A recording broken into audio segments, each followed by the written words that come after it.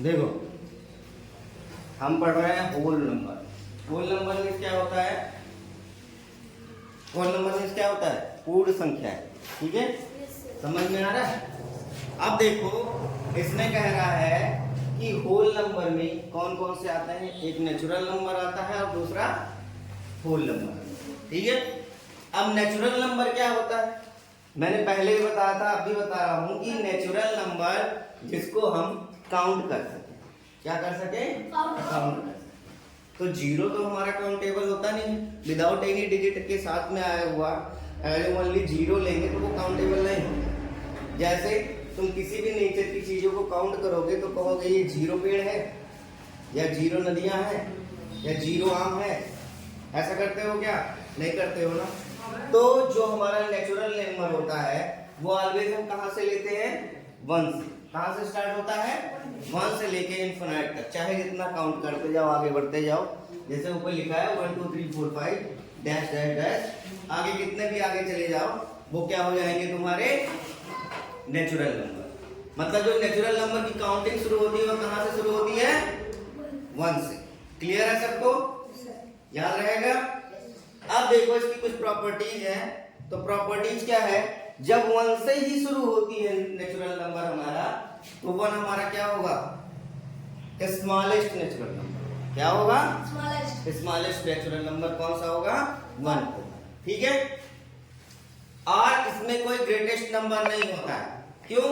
क्योंकि अगर जो हम कोई भी डिजिट लें, मान लो हम बोलते हैं 26 बड़ा है, ठीक है, और इसमें हम +1 कर दें 26 + 1 तो क्या हो जाएगा? 27। अब बताओ 26 बड़ा है कि 27? 27।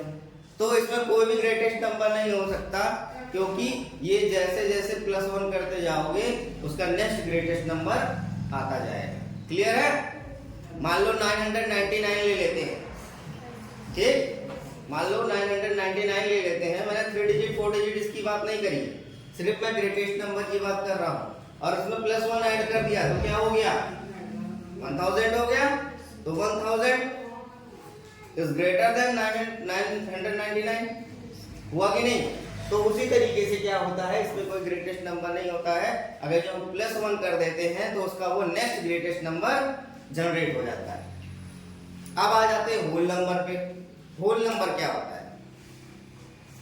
अगर जो हम सारे नेचुरल नंबर को ले लें, ठीक है, जो नेचुरल नंबर होता है वही होल नंबर भी होता है, लेकिन इंक्लूडिंग जीरो। क्या? Including zero. अगर जो हम नेचुरल नंबर में सिर्फ जीरो ऐड कर दें तो वो क्या बन जाएगा? Whole number. तो अब ये बताओ, जब ये होल नंबर बन गया तो इसकी प्रॉपर्टीज में होल नंबर का स्मॉलेस्ट नंबर कौन सा होगा? जीरो। ठीक है, क्योंकि इसकी जो प्रॉपर्टी कहती है वो जीरो से शुरू होता है। होल नंबर किससे शुरू होता है? जीरो से शुरू होता है। ठीक है, अब देखो अगली प्रॉपर्टीज क्या कह रही है? Number which follow each other without any gap such as 5 6 7 8 9। मतलब अगर जो हम किसी नंबर को लिख रहे हैं, ठीक है, और उसमें कोई गैप नहीं है। गैप मतलब जैसे 5 के बाद 6 नहीं है, 7 लिख दिया डायरेक्ट, तो वो गैप माना जाएगा। लेकिन हम कंटिन्यूअस लिख रहे हैं, जैसे 4 5 6 7 8, इनके बीच में कहीं गैप दिख रहा है तुमको? 4 के बाद 5 तो आता है, 5 के बाद 6 आता है, 6 के बाद 7 आता है, 7 के बाद 8 आता है। कोई गैप है? नहीं है ना गैप। तो उस गैप नहीं होने को, मतलब अगर जो विदाउट एनी गैप है तो उसको बोलते हैं कॉन्जिक्यूटिव नंबर। ठीक है, समझ में आया? अब देखो तीसरा स्टेटमेंट क्या कह रहा है? All natural number are whole number. All natural number are whole number, but all whole number are not natural number. समझ में आ रहा क्या कह रहा हूं? मतलब सारे जो तुम्हारे नेचुरल नंबर हैं वो होल नंबर हो सकते हैं, लेकिन सारे होल नंबर नेचुरल नंबर नहीं हो सकते हैं, क्योंकि दोनों में डिफरेंस सिर्फ होता है जीरो का। नेचुरल नंबर में जीरो नहीं होता है और होल नंबर में जीरो होता है, बस। बाकी सारी की सारी सेम होती हैं। अगर जो होल नंबर से जीरो हटा दिया जाए तो नेचुरल और होल नंबर इक्वल है। समझ में आया कि?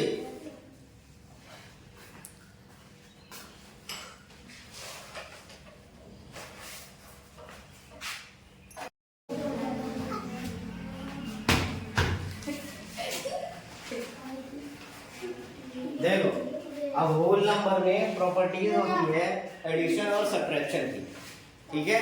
होल नंबर में कौन कौन सी प्रॉपर्टीज होती हैं? एडिशन, सब्ट्रैक्शन, मल्टीप्लिकेशन और डिवाइड।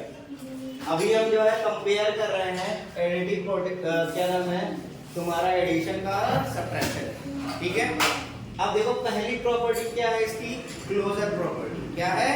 क्लोजर प्रॉपर्टी है if a and b are whole number then, ठीक है। अगर जो हम a प्लस बी करते हैं, ठीक है, क्या करते हैं? a प्लस बी करते हैं तो वो क्या हो जाएगा तुम्हारा, ठीक है। a प्लस बी भी तुम्हारा होल नंबर होगा। क्या होगा? Whole number. होल नंबर, ठीक है।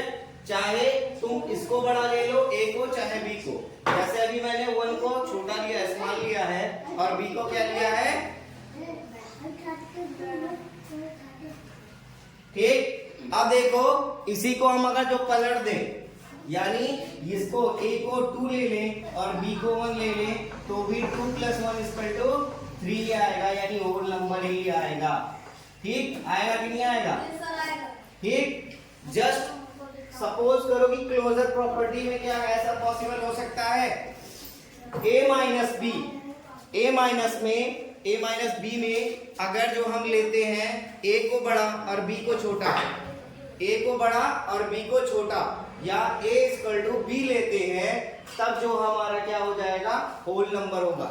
जैसे सपोज करो a को बड़ा लिया है मैंने 6 और b को छोटा लिया है 5, ठीक है। a को 6 और b को 5, ठीक है। अब a को 6 लिए और b को 5 लिए, तो वही क्या हो जाएगा, 6 - 5 1 = होल नंबर। जस्ट सपोज करो कि होल नंबर में a = b लिया है मैंने, यानी 6 लिया है, तो 6 - 6 = 0, ये भी तुम्हारा क्या हो जाएगा, होल नंबर, ठीक है। अब देखो, बट ये हमेशा याद रखना कि a जो होता है b से ग्रेटर होगा तभी होल नंबर होगा। अदरवाइज अगर जो a b से छोटा हो जाएगा तो क्या होगा, यानी जस्ट सपोज करो a को मैंने 5 और b को 6 लिया है, तो 5 - 6 कितना होगा, -1, तो -1 होल नंबर नहीं होता है, ठीक है।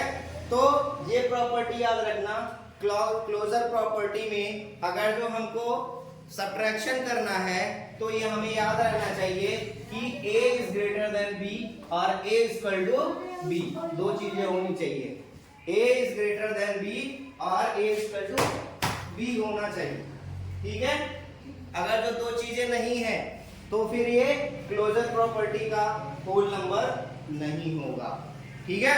समझ में आई चीज कि हमारा पहला तो a बड़ा होना चाहिए या a = b होना चाहिए, तभी होल नंबर आएगा। अगर जो a b से क्या होगा, छोटा होगा, तो वो होल नंबर नहीं आएगा। चाहे लिख के कोई भी नंबर ले लो, इसको 28 ले लो और b को 29 ले लो, तो 28 - 29 कितना आएगा, -1, ठीक है। और माइनस में आएगी वैल्यू तो होल नंबर वो नहीं होगा, ठीक है। अब आ जाते हैं सेकंड इसके प्रॉपर्टीज पे, कम्यूटेटिव प्रॉपर्टीज, ठीक है। कम्यूटेटिव प्रॉपर्टीज में क्या होता है कि अगर जो तुम्हारे पास दो होल नंबर है a और b क्या है, दो होल नंबर है, तो a + b = b + a ही होगा। जैसे मान लो यहाँ पे a की वैल्यू 1 और b की वैल्यू 2 लेते हैं, तो 1 + 2 करो या 2 + 1 करो, कितना आएगा, 3 ही आएगा, ठीक है। मतलब कान को ऐसे पकड़ो, चाहे ऐसे घुमा के लाके ऐसे पकड़ो, आंसर सेम ही आएगा, ठीक है। तो कम्यूटेटिव प्रॉपर्टीज में अगर जो हम चाहे a + b, चाहे a को बढ़ा लें चाहे b को बढ़ा लें, ठीक है, दोनों की वैल्यू जोड़ने पर क्या आएगी, सेम ही आएगी, तो हमारा कम्यूटेटिव प्रॉपर्टीज। और अगर जो ये दोनों होल नंबर हैं तो ये भी क्या होगा, होल नंबर होगा, ठीक है। क्या होगा, होल नंबर होगा।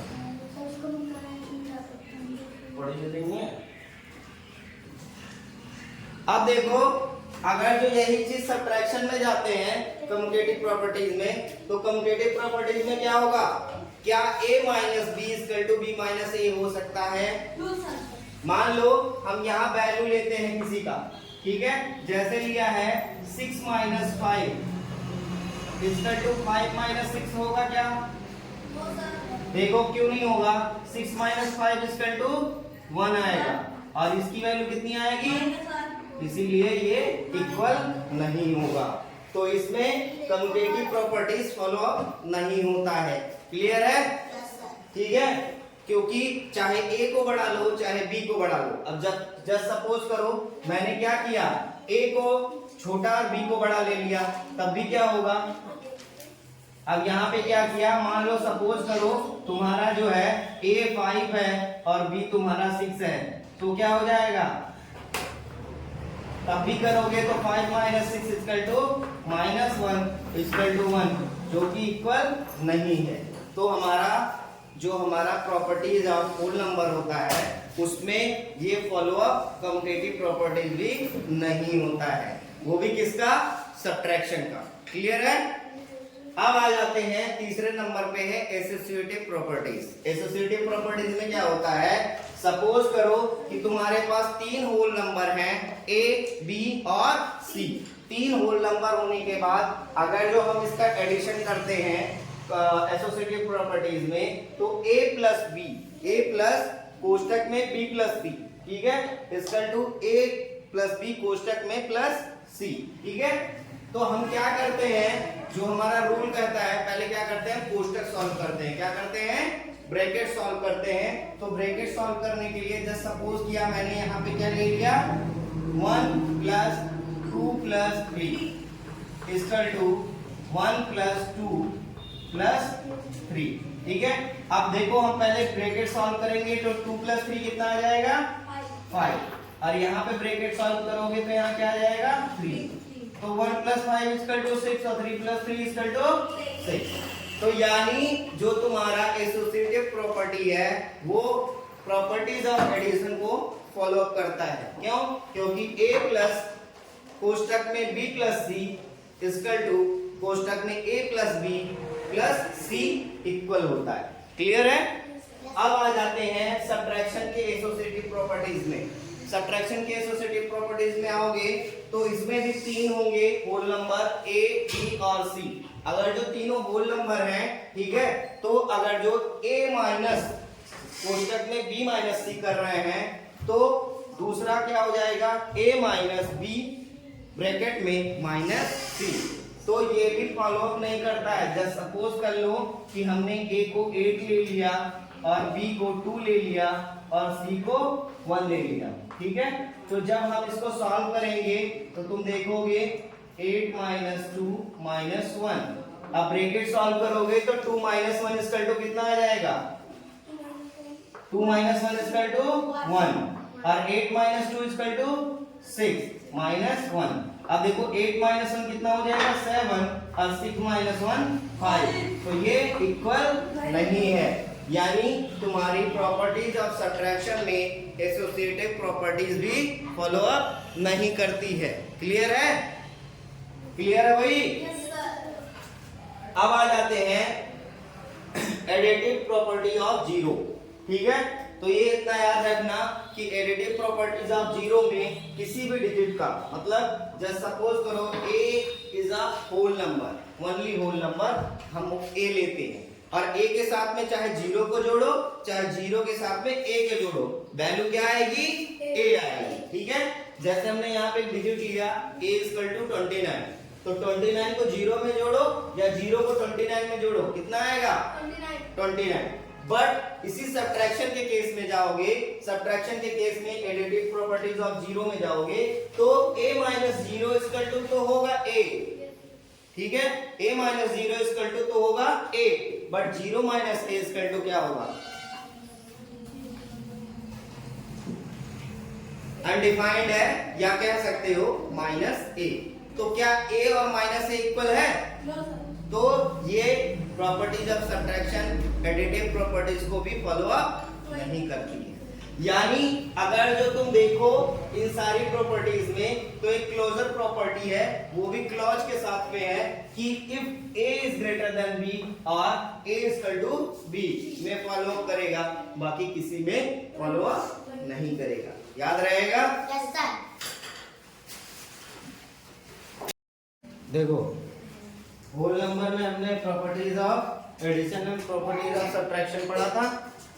अब देखो होल नंबर में हम क्या पढ़ेंगे, प्रॉपर्टीज ऑफ मल्टीप्लिकेशन। ठीक है, अब मल्टीप्लिकेशन में क्या होता है, पहली प्रॉपर्टी होती है तुम्हारी क्लोजर प्रॉपर्टी। ठीक है, क्लोजर प्रॉपर्टी में क्या आता है, if a and b, if a and b two whole number then a into b is equal to ab is a whole number। ठीक है, is also whole number।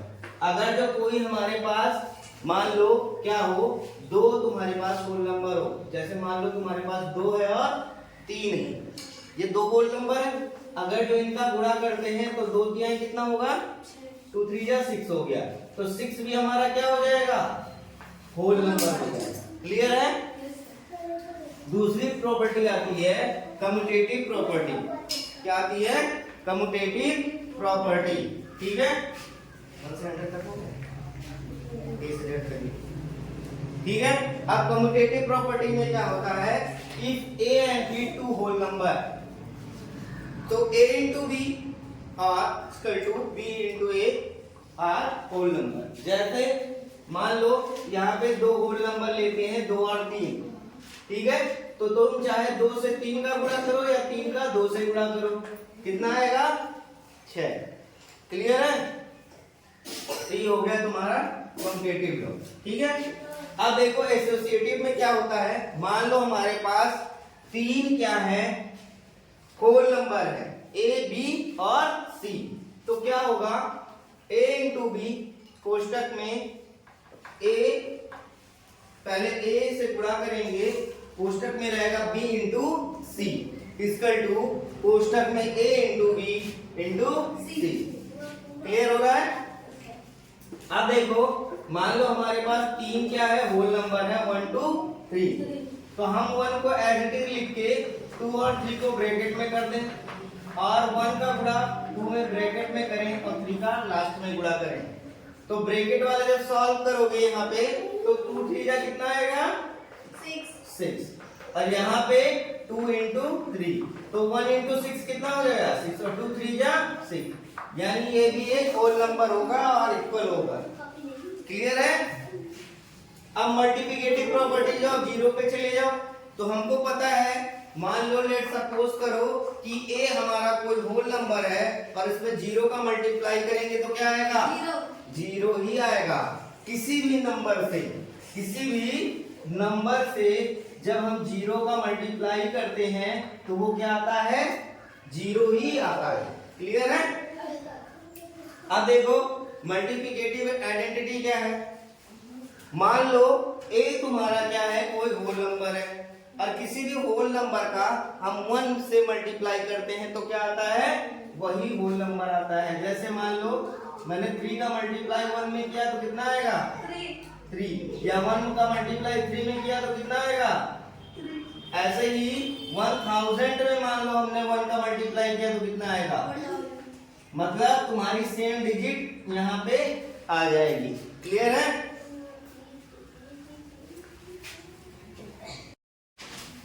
देखो अब प्रॉपर्टीज ऑफ मल्टीप्लिकेशन में जो है तुम्हारा क्या आ गया, छठवां प्रॉपर्टी है distributive property of multiplication over addition. ये क्या होता है कि मल्टीप्लिकेशन तो करना ही है, साथ में एडिशन भी होता है और इसको हम डिस्ट्रीब्यूट करते हैं। जैसे सपोज करो क्या किया है, a इंटू कोष्टक में b प्लस सी को डिस्ट्रीब्यूट करेंगे तो पहले a का मल्टीप्लाई किसमें होगा, b में, यानी a इंटू बी, फिर a का मल्टीप्लाई किसमें होगा, c में, तो a इंटू सी और बीच में निशान कौन सा है, प्लस। ठीक है, अब जब सपोज करो कि यहाँ पे a की वैल्यू 4 इंटू 6 प्लस 8 है, क्या है, 6 प्लस 8, यानी a equal to 4, b equal to 6 और c इक्वल टू 8 है। तो इस कंडीशन में इसको सॉल्व करोगे, अब दोनों तरफ सॉल्व करो। ठीक है। अब ये हो जाएगा, देखो इसका गुणा इसमें होगा, यानी 4 इंटू 6 प्लस 4 का गुणा 8 में होगा, 4 इंटू 8। ठीक है। अब इधर वाला जब सॉल्व करोगे तो कोष्टक पहले सॉल्व होता है, तो 6 प्लस 8 यानी 6 प्लस 8 कितना हो जाएगा 14। और इसको जब मल्टीप्लाई करोगे तो 4 6 जा 24 और 4 8 जा 32 आया। अब देखो 4 का मल्टीप्लाई 14 में करोगे तो कितना आएगा 56 और 24 और 32 जोड़ो 4 2 6 और 3 2 5। ठीक है, यानी distributive property of multiplication over addition भी क्या होगा इक्वल ही होगा। ठीक है। अब हम आ जाते हैं distributive property of multiplication over subtraction में। सेम कंडीशन है, बस जहां a plus b plus c था वहां b माइनस c हो जाएगा। ठीक है। तो जब सपोज करो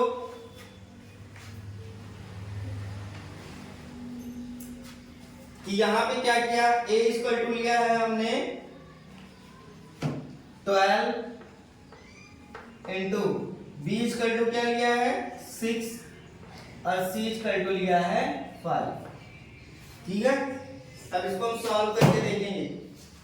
अब देखो जब हम इसका मल्टीप्लाई करेंगे तो ये कितना हो जाएगा 12 इंटू 6 माइनस फिर क्या हो जाएगा 12 इंटू 5 हो जाएगा। अब देखो पहले हम ब्रैकेट सॉल्व करते हैं, तो इस वाले ब्रैकेट को सॉल्व करोगे तो कितना आएगा 6 माइनस 5 1 आएगा। अब देखो 12 6 जा कितना होता है 72 और 12 5 जा 60। अब 12 इंटू 1 कितना आ जाएगा 12 आ जाएगा और 72 माइनस 60 इसका टू कितना आएगा 72 माइनस 60 कितना आएगा 72 माइनस 60 करोगे तो 2 7 6 माइनस 1 12 कितना आ गया 12।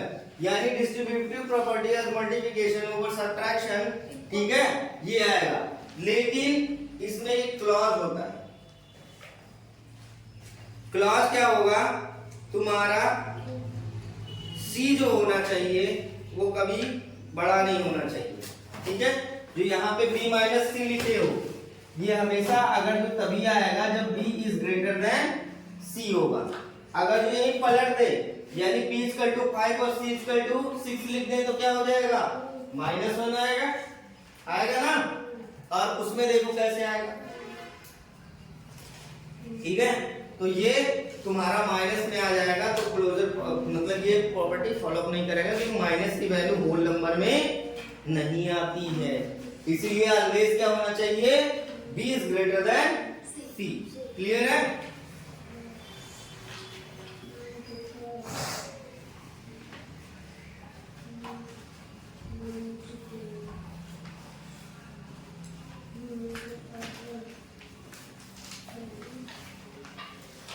समझ में आया। अब देखो इसी में हम करते हैं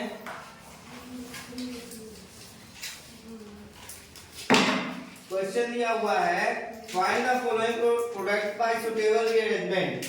यहाँ पे क्वेश्चन दिया हुआ है 3 5 4 9 इंटू 40 इंटू 25। अब इतने का गुणा करना हो तो थोड़ी देर के लिए तो हालत खराब होगी कि नहीं होगी, होगी ना भाई।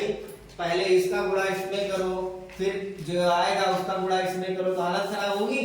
लेकिन मैंने क्या बताया था, जब सुटेबल रीअरेंजमेंट की बात हो रही हो तो हम किसी ऐसी संख्या से गुणा करते हैं जिसकी वैल्यू क्या है मैक्सिमम 0 है।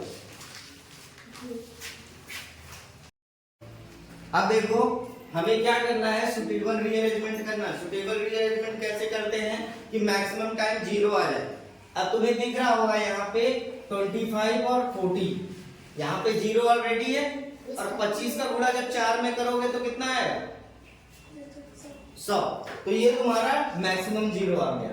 तो हम लेंगे 3 4 5 9 इंटू 40 इंटू 25। अब ये हो जाएगा 3 4 5 4 9 into 40 into 25 0 as it is रहेगा। 25 का गुणा 4 में करोगे 100 हो जाएगा यानी 1000।